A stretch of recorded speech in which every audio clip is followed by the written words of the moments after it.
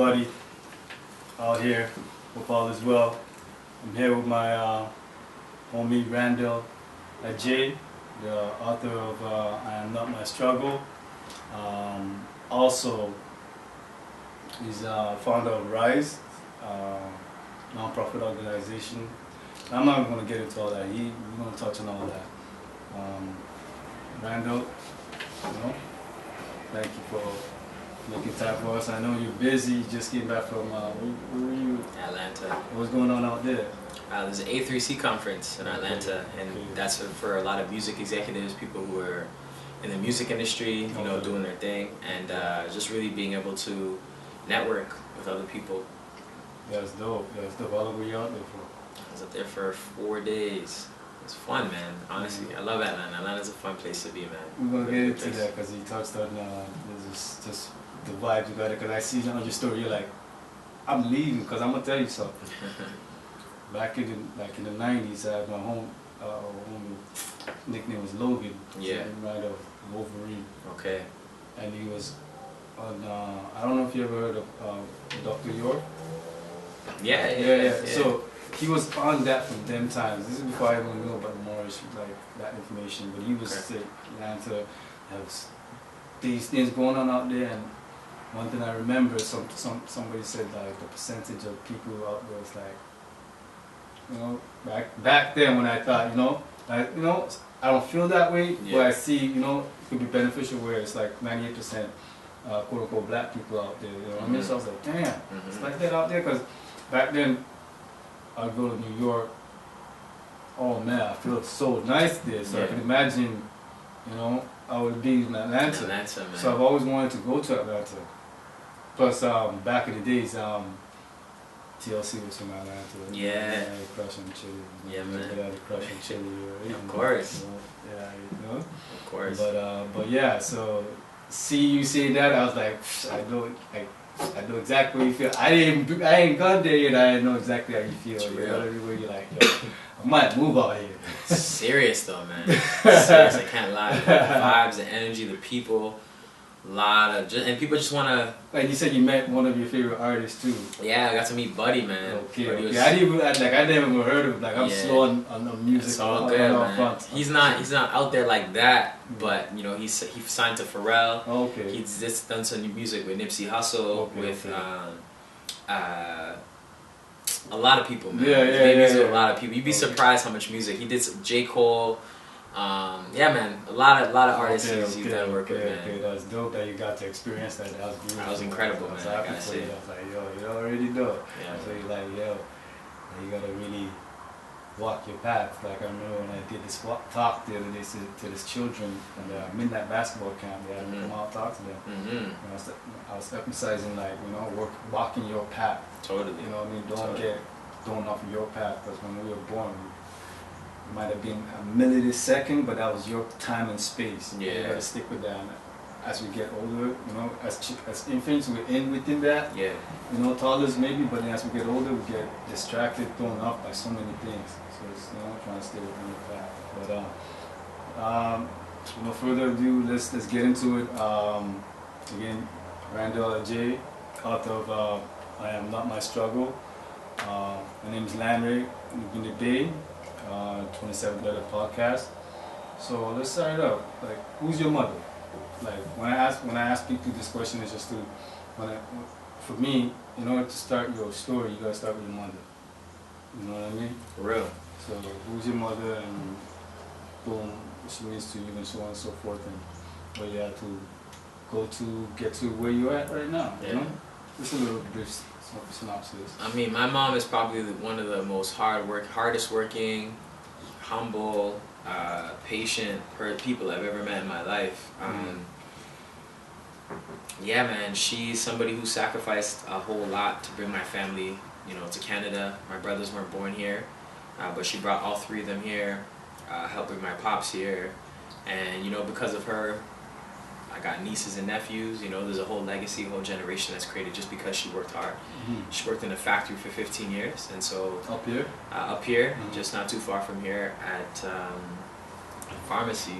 Okay. And she's just somebody who just had a vision. You know, she just knew what she was about. She's a very like spiritual, religious person. So she's big on church. That's her. But I think one thing I appreciate about my mom is that she's always had a vision, and her vision was, you know, just being a light in the family. You know, she's the reason why everyone's connected. Big. I don't know, man. She's just a beautiful person. You know. She has siblings, right? My mom? Yeah. Yeah, she has siblings. Yeah, so where is she in the totem pole? Is she the oldest, youngest? I think she's the third oldest among her siblings. How many is there? I think there's like 8 of them. 8? Wow. Yeah. Wow. And her mom died when she was young too. Her mom was giving birth to her youngest sibling, and her mom passed away giving birth to her youngest sibling. Okay. So yeah, she lost her mom early. Okay, so she carried a lot of the weight. She carried a lot of the weight for the family, but she traveled a lot. My mom also traveled. She went to like Saudi Arabia. She went to different parts of the world. Okay. To work or just to live? To work. She went to Lebanon, Saudi Arabia, Egypt. So the Middle East to work, and then she sent money back home to the family. So I always believe that traveling gives you a different perspective. Based off of that, like, so a lot of people get educated within whatever region they grew up in. Yeah. But once you actually get out of the region and manifest it in and go outside in the world, there's a little cap going on where they'll just teach you only certain things, or narrow-minded, prejudiced stuff that they'll teach you like it's crazy. Like, real. I was, you know, quote unquote, I know about the continent, Africa, Nigeria, all those places. I know about it. When I moved over here, when we migrated over here, like, I had no idea that there were people starving in this place that I came from. But the perception is over here that was being shown on the TV screen was like people flies and like that's, yeah. I was like, who? Yeah. I don't remember seeing none of that. That's what I'm saying. Real talk. So it's like, yo, so I could imagine with her traveling what she's able to teach you guys about. Sure. You know what I mean? Yeah, man. So. Yeah, she's a wealth of knowledge, man. She's experienced a lot. She speaks like 5 different languages. Wow. Do you speak? I speak Ghana, which is the language we speak in Ghana, but she speaks three languages from Ghana. English, French, and then she speaks Arabic, so she speaks 6 languages actually. Wow. Yeah, man. She's man. I don't know how she does it, man. She's a beautiful person, man. But when was the last time you seen her? Last week. Oh, yeah? Yeah, last week. I seen her. I talk to her almost every day. Every other day, you know, we're chatting. So I'm big on that, you know, like matriarchy, you know, just always being connected to the source, you know, that's the Holy Grail. If we talk about where's the Holy Grail, that is the Holy Grail from which you manifest. Straight, man. So what was you were born here, right? Born in Canada. Yeah. What was your upbringing like? I was born here in Canada, and then my mom, they sent me back home to Ghana when I was 1 year old. So I grew up there for about 5.5 years, almost 6 years there. So who were you with out there? I was staying with my auntie. And another woman that was taking care of me at the time. Okay, how was that experience like?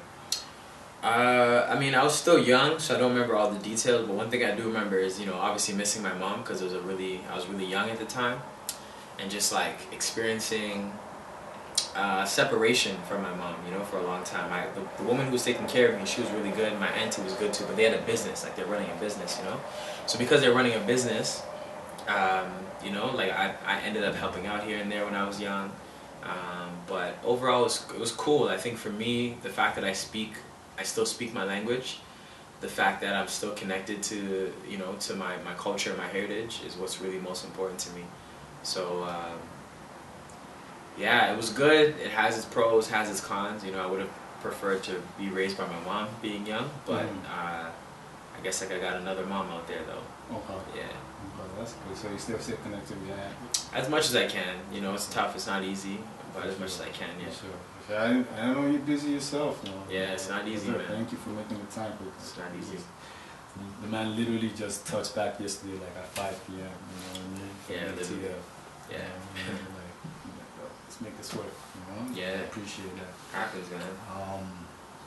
So, what was your adolescence like? I mean, I moved around a few times. so I was living in Flemo at the time when I came back from Ghana, and then from Flemo I think I moved to OP right after that. So I lived in Orton Park in Lawrence for a bit, and then after OP I was in Markham and Ellesmere. I lived there for a bit. So I was there for some time. So I think growing up and moving around a lot was challenging. It had its challenges, but at the same time, I always moved with a purpose. You know, my parents wanted to move. It was every time was with a purpose for something that I didn't understand at the time. But I got myself into a lot of trouble when I was young, like 12, 12, 13 years old. I was getting into trouble. But I think what happened was I moved, and when I moved, I went to a new school, new area, new friends, just new environment, fresh start, and it just opened my eyes up to different things. And then I had teachers that were really helping me out along the way. But before that, I was just angry. You know what I mean? I was just angry all the time. I didn't have no way to really express myself, and I expressed myself by getting into fights with people. But when I was 13, I got introduced to poetry, and that's when things really changed for me. So my adolescence was rocky. But I also feel like it had to be rocky in order for me to kind of find something smooth, you know, to be able to move. It's a balance. Life is all about balance, you know. You know, learning how to appreciate the balance and just accept and be okay with what comes your way, you know. I touched on the relationship with your mom. We touched on that. What about the relationship with your dad? My dad and I have a much better relationship now. Like I just spoke to him yesterday. He's kind of back and forth. He doesn't live in Canada. He's back and forth right now, so I don't get to see him often. But more importantly, you know, it was a journey, man. You know, just coming to a place of healing and just understanding that what he experienced is what made him the man he is today. But it doesn't necessarily, like, he's a good guy. We just never really vibed when I was coming up, you know. So what was it like with him? Like, was it like abuse or just Nah. What was it? Was it just nah? You just didn't get along with him? That's what it is? Or was it just you being your adolescent self and getting in trouble and him?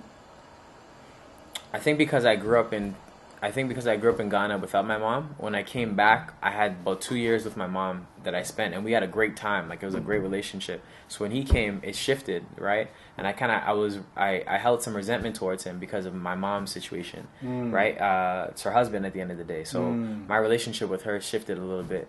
So I think I held resentment towards him. And, you know, he did his best, man. He was around. Like, when I think about it, he was one of the only guys that was involved, one of the only fathers that lived in the community, because a lot of my friends didn't have the dads living around at the time. And he was, out of all my 10 friends, maybe 2 out of 10 fathers that was living in the household. So I'm grateful he was around, you know what I'm saying? He showed me a lot of things I do want to be, but showed me a lot of things I don't want to be. And I think to have that template, the balance. So to have that template is really important. I feel like I've seen the same. I know what you're talking about. I kind of experienced it because it was just me and my mother for the longest time back home, and then when we migrated here, he was already here, and now it's them and me. So there's the whole transition, and then he had his own issues that abusive towards me. So that from the jump put a strain on our relationship.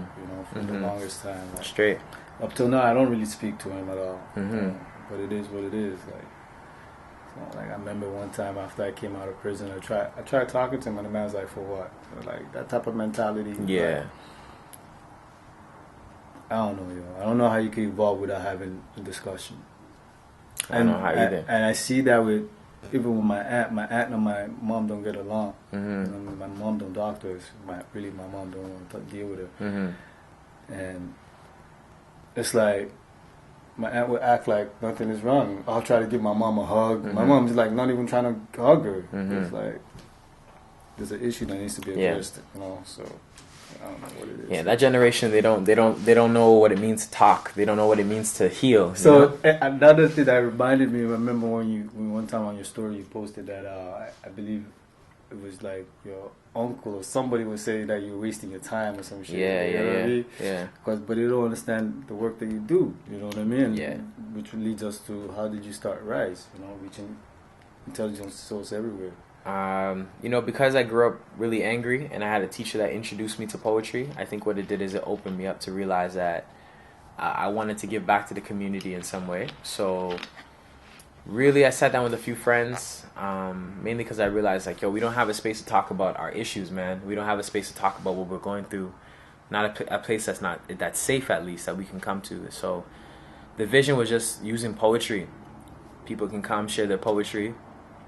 But then I realized, like, when you think of rap is rhythm and poetry. So we opened up to rap, to R&B, like, there's poetry in everything. You know what I'm saying? It's not just like spoken word. It's in music. It's in music. You know what I mean? Yeah. So if you don't know about R.I.S.E, it's Monday, and every Mondays at in Scarborough. Yeah, Burroughs Hall Community Center. Burroughs Hall Community Center, and then the first the last Thursday, the first Thursday of every month at Bathurst. Yeah, 918 Bathurst. 918 Bathurst. Yeah. So you come in, sign up as an artist and spoken word artist, and just perform. And a lot of people, I tell Randell, you should start a label, bro, or something, you know, management, something, because the talent that I just named some of the few names that probably passed through early on, and I've probably gone on to do things, you know, good big things. You know? Yeah, I mean, different people. There's Lou, there's Toby, John River. Yeah, a bunch of people that come out doing their thing. Okay, yeah, so it's like you. It's a even though it's a grassroots thing, it's really helping the community too. Big time, it's it's a platform, and then on top of that, it gives them a space to express themselves, which is important, like you said, like from previous generations. I mean, I think they had to get drunk to express themselves back then, pretty much, you know, or some argument start. That's how they express themselves. For sure, yeah. Either they were drunk or some argument start. But we're not doing that anymore. We're trying to evolve from that and just say, you know, let's address this in a humane way, you know? Yeah, straight. Yeah, straight, yeah. But yeah, so the stuff you went through as an adolescent, the trauma that you went through just growing up, how did that affect you as an adult, and how did that impact you as an adult? You know, in retrospect. Yeah, I think really affected me more positively than negatively, to be honest with you, because in my adolescence is when I went through a lot of the negative experiences. But after that, there's just a lot of like self-discovery, self-healing, learning, growing. You know, was there books, people, was there mentors, people that put you onto some inner peace that you needed to? Because that's what it really came down to, is you have to find that inner peace, right? Well, yeah, I was reading a lot of books at the time, so a lot of books are really helping me on my journey. So that was good. Any particular books that stands out? The Alchemist was a really helpful book. I was really big in basketball, so there's a book called St. Anthony. Okay. About a basketball school about basically underachieving basketball players. Okay. And giving them an opportunity to play professional. And just learning about their story, like these guys went through some crazy stuff. So there was that. There was also like the Four Agreements really helped me as well. But I just started reading because I like to read. You know, I like to read novels. I like to read a lot of self-help stuff. I just got into reading because I realized that literature was a big part of my story. Like I've always been writing since I was young. Writing has just been a part of the way I express myself. So a lot of those books helped. I had mentors and teachers that just seen something in me. They see potential. They wanted to help me along the journey. But I think even more so is just my mom. You know, seeing my mom and how hard she worked. I came to a place where I was like, I got to do better. I got to be better. So I think that's what really led me to what I'm doing. Excellent. Yeah. Excellent. The self-discovery of each person, if they allow it, it will happen. Because, like you said, I think through the reading mainly, probably your mom and the reading, I feel like made that possible. For sure. Where you're able to open up. Yeah. And once you open up to the universe to say, you know what, this is I want to change, I want to evolve. Yeah. And then it just gives you the tools to. Yeah. But my dad too. It's not easy too, right? And because you will get challenged. There's trying moments, wasn't like I'm pretty sure there's trying moments where you like almost revert to that other way, but you're like you know? Yeah.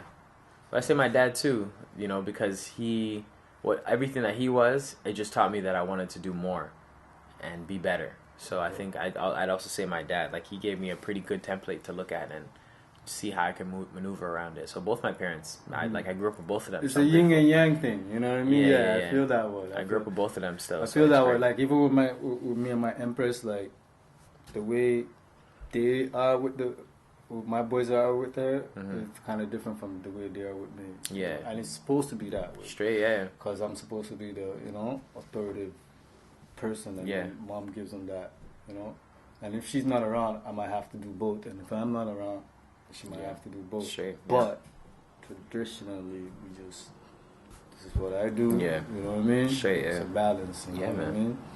So not too much. Moving forward, as you became an adult, how did you cope? How did you based on what you learned, and what exactly would you do to help yourself cope with difficult emotions?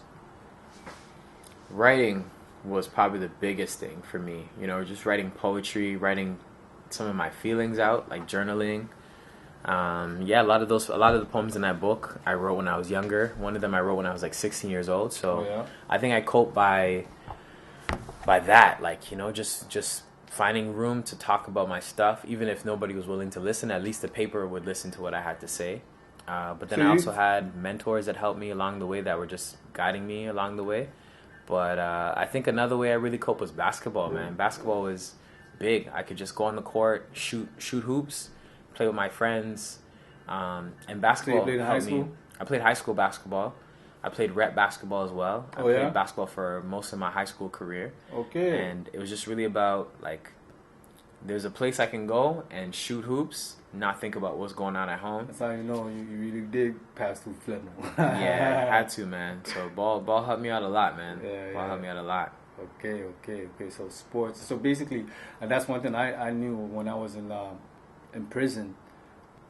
It's depressing. No matter how enlightened you are, just to know that what I'm doing today is the same thing I'll be doing next year and the year after that. Depending on how long your bid is. Yeah, for sure. So it will get to you. Yeah, it definitely gets to you. So one of the things that I read was endorphins, how to release endorphins in your body, which is the happy chemicals, as they call it. Yeah. So exercise. So I got into exercise. So playing basketball, that was it.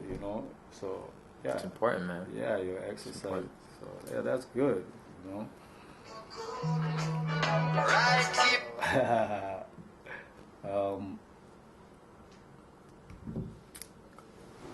Do you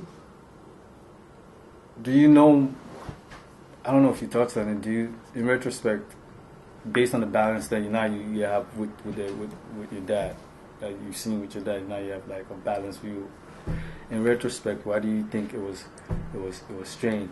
You're saying because like the shift in dynamics, where it's just you and your mom, then him coming in, like you would think, because even with me, like, why did it's odd still. It is odd because why did myself or my dad have such difficult transition, and it had nothing to do with our mothers. We both could agree that our mothers weren't, like, they were innocent in the situation, but as a young man, I was 10. How old were you? When I met my dad? Yeah, when he started doing the family thing. Well, probably around 8 years old. Yeah, so we're close in age. So like it's funny, like what do you think? What was it?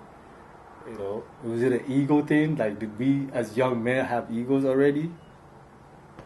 Because I know as those guys from that era, straight ego, like you know what I mean? I mean, I definitely think it's an ego thing, because there's like a pride, right? There's a sense of pride that that they have in terms of who they are and how they think their children should talk to them. So yeah, I think because of the pride, and I was stubborn growing up. So same here. I never let You never adhered to it. Yeah. So I mean, when he challenged me, I was just right there. I was right there, So I think it was mostly pride and my stubbornness, but even more so like just this old school way of thinking when you're growing up in a new world, especially on the other side of the country.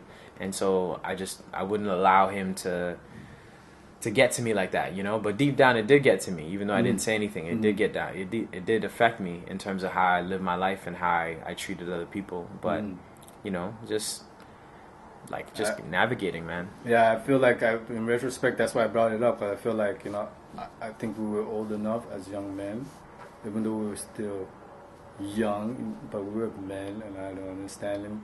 And for us to be introduced to another male like that, it had to be done. The person had to have a better understanding of who they are, this particular male, And I don't think, and I'm speaking for my case, my father did not know himself at all. You know what I mean? Yeah. And then I see with my son too. My son, he's 6. But I evolved with him. So I think that the fact that we never had the early beginnings with our fathers, that affected what became what it was. You know what I mean? But with my son, I've been there. Both of them have been there, so I evolved with them. So like I know them. I know how to deal with them. Like I could be difficult with them when I want to, but I know how to work with them when I need them to get stuff done too. You know what I mean? So I think that's what was missing, is that them knowing how to work with us when things need to get done, and even making that choice that they want to. 'Cause I don't even know if my dad wanted to or even cared to, because get ego like, yo, do what I say. You know what I mean? Like, okay, no. Yeah. You know what I mean? No, that's real. It's crazy, yo. Crazy. Yeah, it's a real thing, man. Yeah.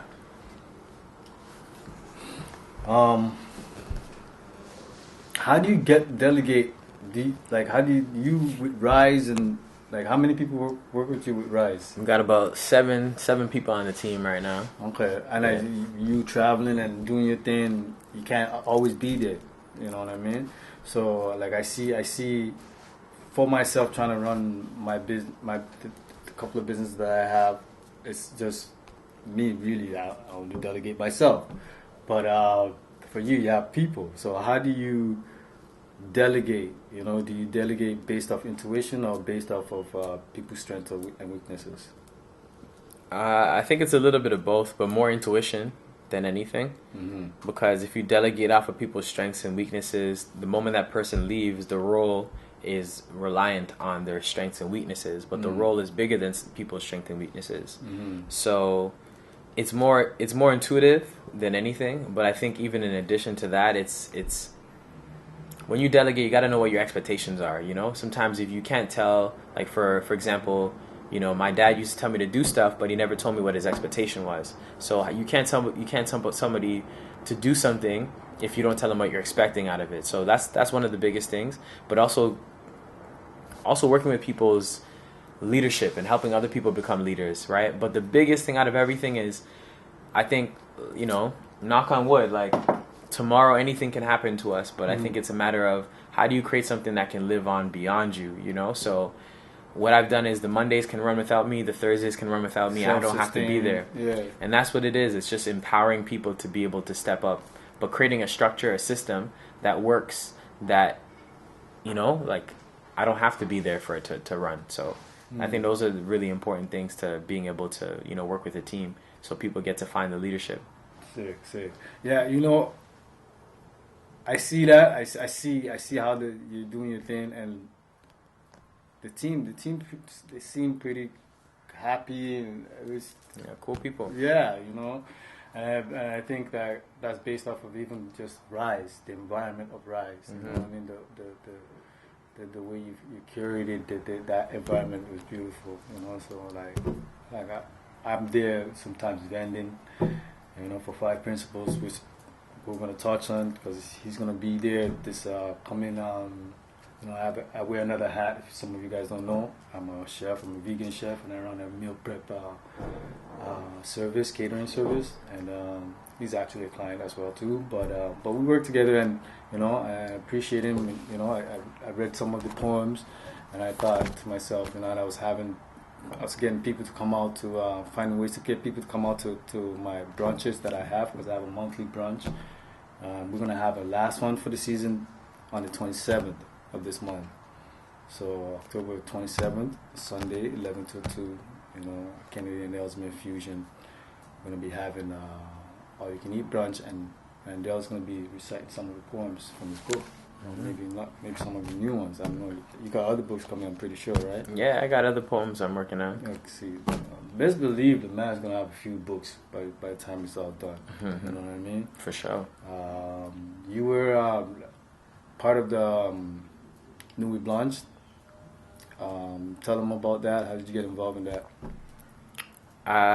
Nuit Blanche is an all-night arts extravaganza. Goes from 7 p.m. to 7 a.m. It's a bunch of installations that happen. Last year and this year they brought it to Scarborough. And basically because there's not a lot of arts that's going on here in Scarborough, we were able to get involved. We applied with a project that we had. And so last year we did this really big concert in the back of Scarborough Civic Center. Yeah, I saw that. It was incredible. Dope. Probably one of my favorite events we've done, to be honest with you. That was dope. Doing it in Scarborough too, right? Yeah. So that was fun. This year we more so did like a shadow program with them. So more learning about like the ins and outs of how they do programming and planning, and then just kind of getting structure, getting some things down pat. And I see some of the artists that work with you at R.I.S.E were able to exhibit some of their things too. Yeah. They had something with y'all too, made in. Yeah, Scarborough Made. Yeah, so I was in that as well. Scarborough Made. People just really celebrated Scarborough. Who else was in that? Like, just to let you know, like, Randell was up there with the names. Who else was there on that wall there? There was Rooks. There was Dwayne Morgan. Shout out to Rooks. There's a bunch of different people. I can't remember off top, but a bunch of different people around there. Yeah. Was Maestro there? No. Yeah, Maestro was a part of it as well. Bishop, I think. I'm not sure about Bishop. Yeah? Yeah, I'm not sure. Well, I seen him post, like, those the pictures. Yeah. I'm pretty sure. I don't know, maybe he was somewhere else for that one. Yeah. But yeah, I attended last year, and this year it was dope. I liked it. It was a good time. And I was surprised to see the involvement of R.I.S.E, and I was happy. You know what I mean? I was happy, surprised to got the band out here too doing their thing. Straight. A lot of people doing their thing. I loved it. I appreciate that. And which brings me to one of my final questions, and before we start talking about the event, is how do you garner support? Because as like you said, he just came back from Atlanta, and one of the reasons what he was talking about in Atlanta that he felt that was different. Do you tell them? What was it that made Atlanta so inviting to you? There's like a southern hospitality over there. People are really open to help and support you, and everybody's doing something out there. Everyone's doing something really dope. So, people want to work with you. They want to get to know what you're doing. So it's not this like crab in the bucket mentality that I experience, but more so people are curious to know what you're doing and how they can get involved. So when you say crab in the bucket, so I've worked with other people too who had their little nonprofit organization and ran for a while, and then whatever happened, and then the mission statement gets jaded. And I feel like the thing with R.I.S.E is it says it in the title, like, we're not compromising who we are for nothing. You know what I mean? And I feel like over time, a lot of the people that get into the nonprofit thing, especially from the quote unquote black community.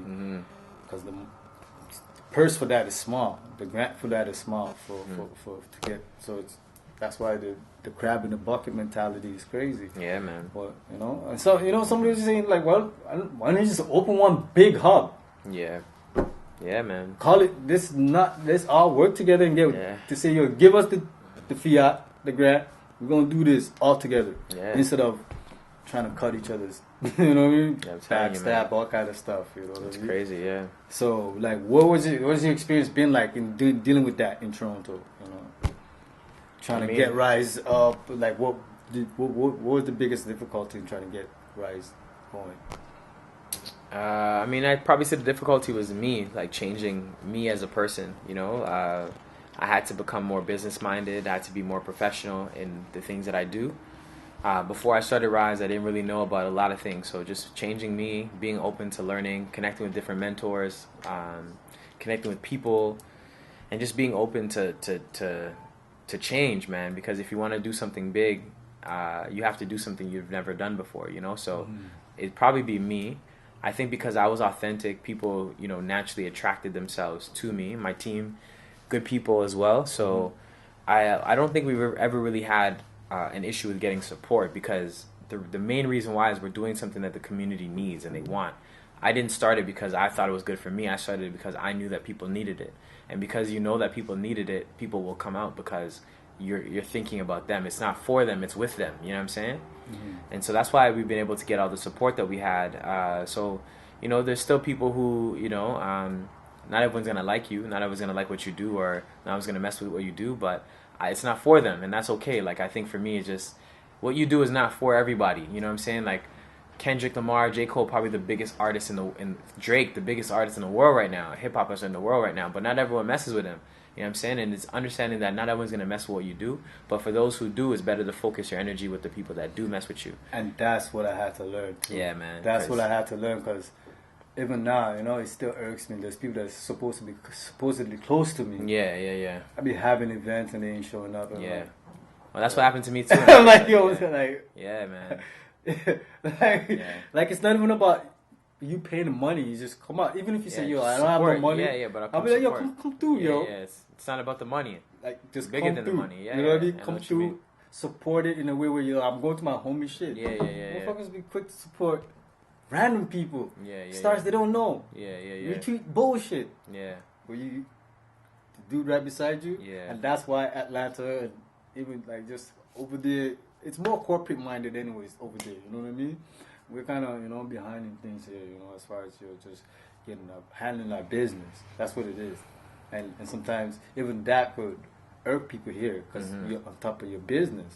And they think it's kind of abrasive, but you're like, I'm up. I'm at 7 in the morning, I'm up, I'm ready to go. Yeah, straight, yeah, man. If you're not ready, I'm going to say something. Yeah, like, straight up. Fam, you're not ready? Like, oh, God. You know what I mean? It's real. So, you know, yeah, fam. Yeah, man. So, yeah, we talked about the event coming up.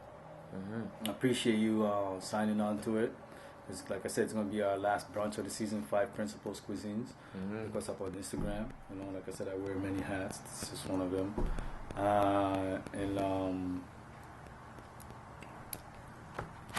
How long did it take you to like, how many years of poems do you think this is?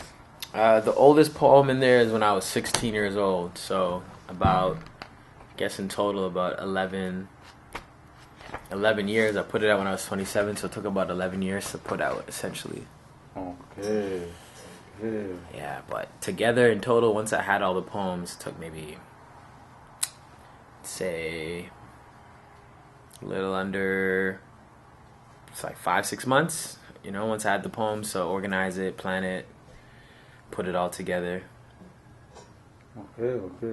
You said you had 2 near-death experience. What was that like?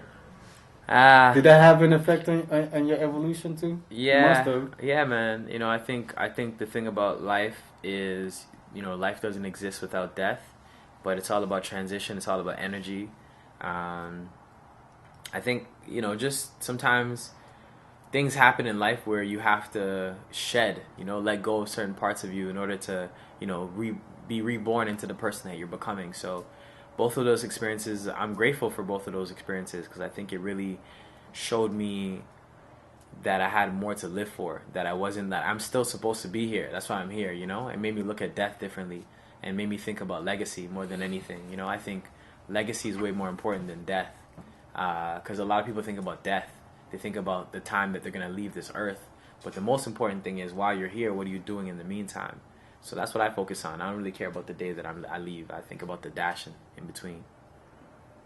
It's the journey, man, not the destination. Yeah, man. It's the journey. That's one thing I've learned. It's the journey that makes it, you know what I mean?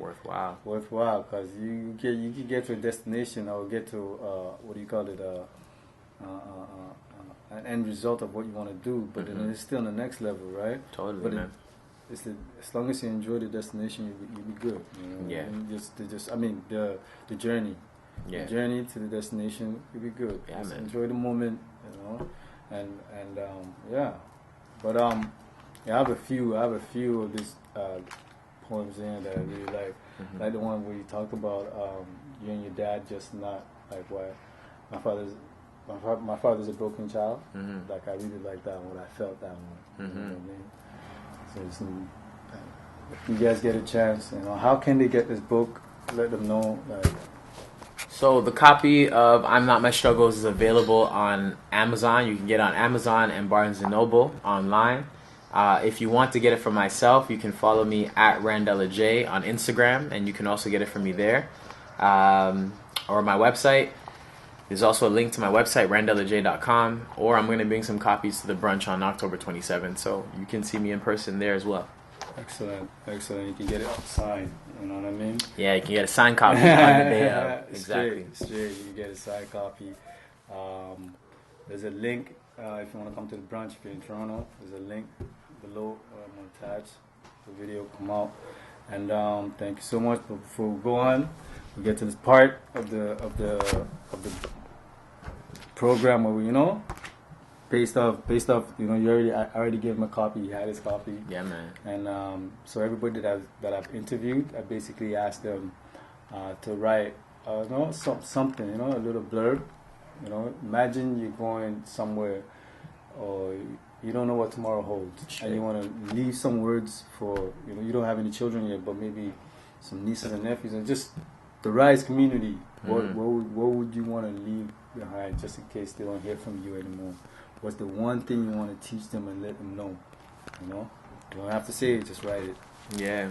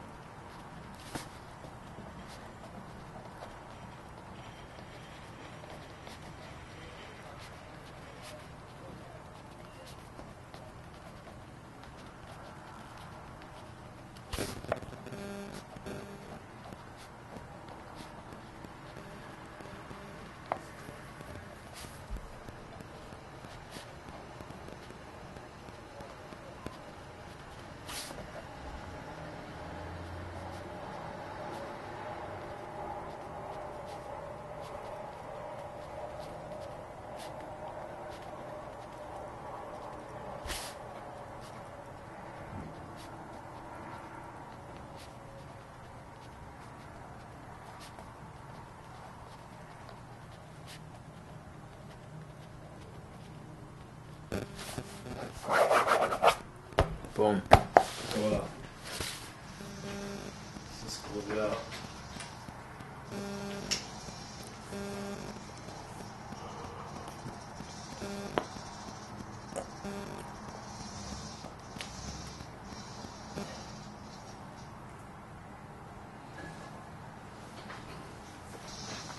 You already know, fam. Thank you. You already know, man. For making time. Appreciate it. For sure. Again, October 27th. Come out to the event. The brunch is at, just pull up the flyer. You know, put the flyer here. A Fusion. The address 880 Ellesmere. So Fusion Lounge, 880 Ellesmere, from 11 till 2. Randall's gonna be there while you get some grub. He's gonna just spin some things for your ears, you know. Again, thank you so much for doing this. All right, you already know, R.I.S.E. Reaching intelligent souls everywhere. Follow them on Instagram. They just did a thing with some other folks from London.